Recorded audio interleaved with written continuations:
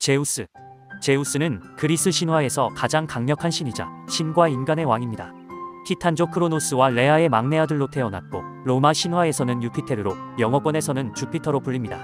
제우스는 왕위를 지키기 위해 자식들을 모두 삼켜버린 아버지를 피해 몰래 키워졌습니다.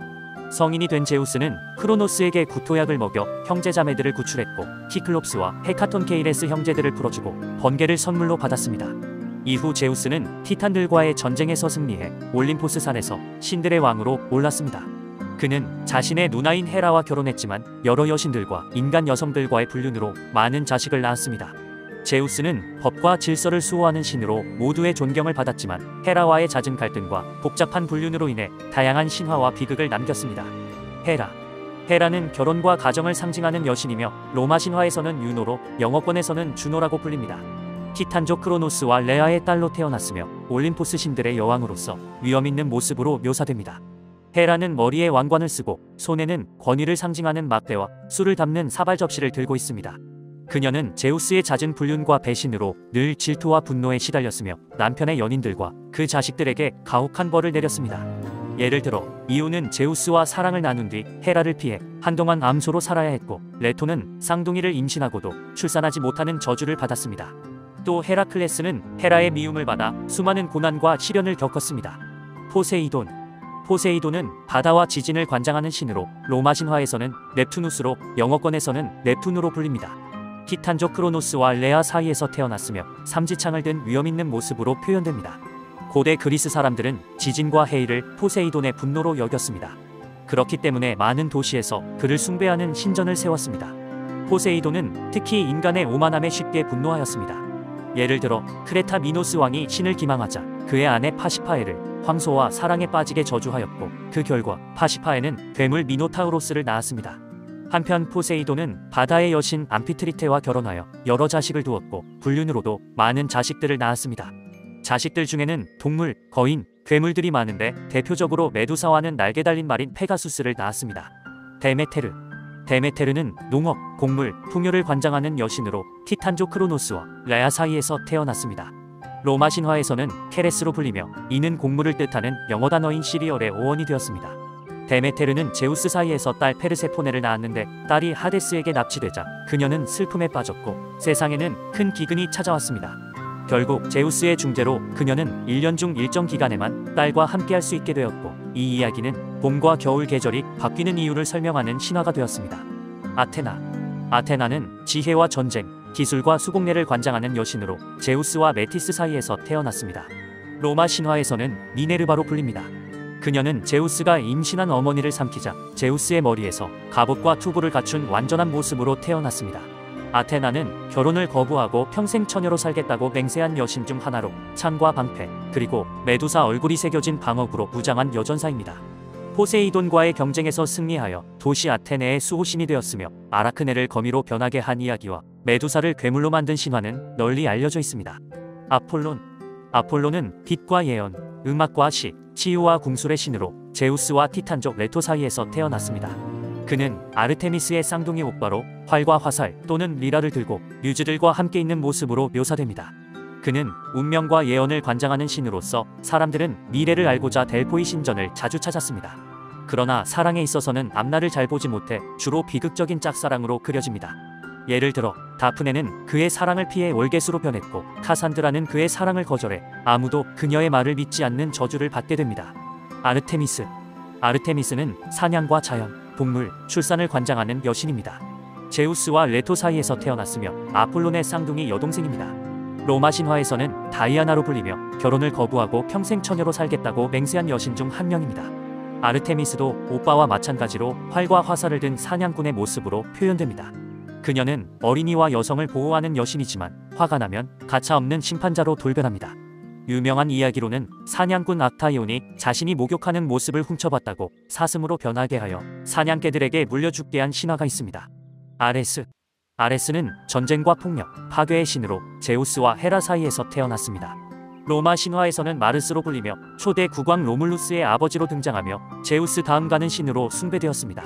아레스는 전쟁의 신답게 갑옷과 투구를 착용하고 칼과 창, 방패를 든 전사의 모습으로 묘사됩니다. 그는 전략을 중시하는 아테나와 달리 충동적이고 잔혹하게 전투를 벌였기 때문에 올림포스의 다른 신들에게 미움을 받았습니다.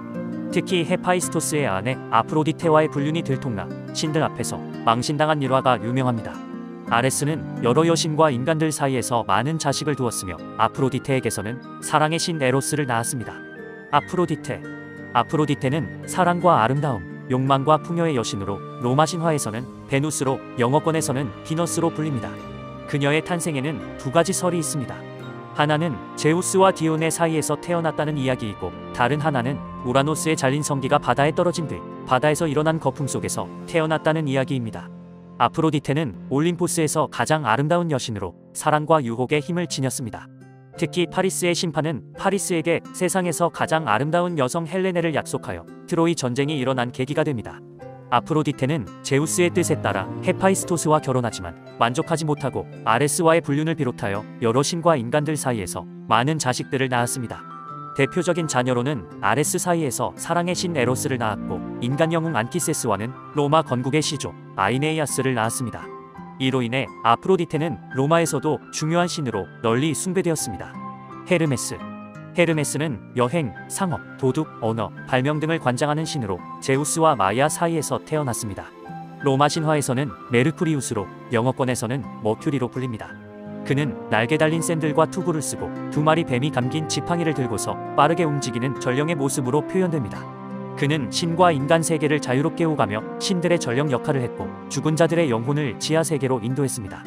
헤르메스는 태어나자마자 아폴론의 소를 훔치는 등 장난기 많고 재치 있는 신이었으며, 오늘날에도 상업, 의료, 통신 분야의 상징으로 쓰입니다.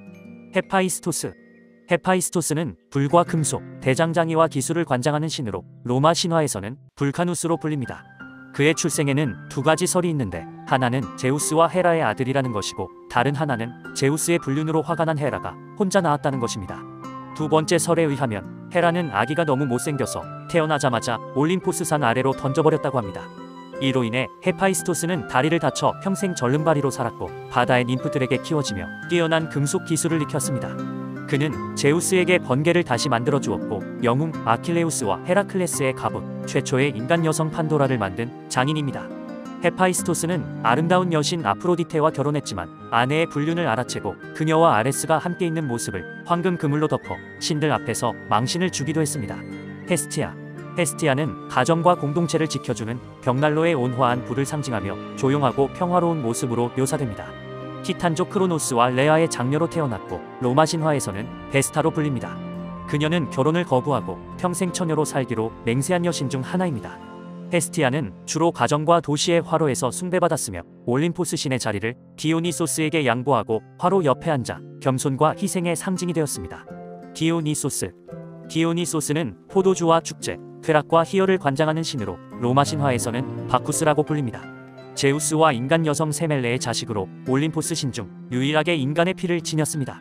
그는 사람들에게 포도 재배와 와인 제조법을 전해 즐거움과 풍요를 선물했습니다. 하데스는 죽음과 지하 세계를 다스리는 신으로 로마 신화에서는 플루토 또는 디스파테르라고 불립니다. 티탄족 크로노스와 레아의 아들로 티탄과의 전쟁 이후 지하 세계의 통치자가 되었습니다.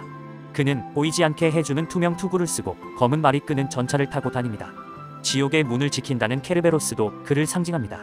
그와 관련한 가장 유명한 신화는 데메테르의 딸 페르세포네를 납치해 왕비로 삼은 이야기로, 이 신화는 계절 변화를 설명합니다. 그는 올림포스 12명의 신에는 포함되지는 않지만 삶과 죽음의 경계를 지키는 중요한 신입니다. 페르세포네는 데메테르와 제우스 사이에서 태어난 딸로 로마 신화에서는 프로세르피나라고 불립니다. 그녀는 봄과 꽃을 상징하는 순수한 여신이었지만 하데스에게 납치되어 지하세계의 왕비가 된 뒤 생명과 죽음, 부활을 함께 상징하는 존재가 되었습니다. 페르세포네는 저승에서 석류를 먹은 탓에 지상으로 완전히 돌아오지 못하고 일정 기간에만 머무를 수 있게 되었습니다. 그녀가 지상에 올라오면 봄이 찾아오고 저승으로 돌아가면 겨울이 찾아온다는 이 신화는 계절의 순환을 설명합니다.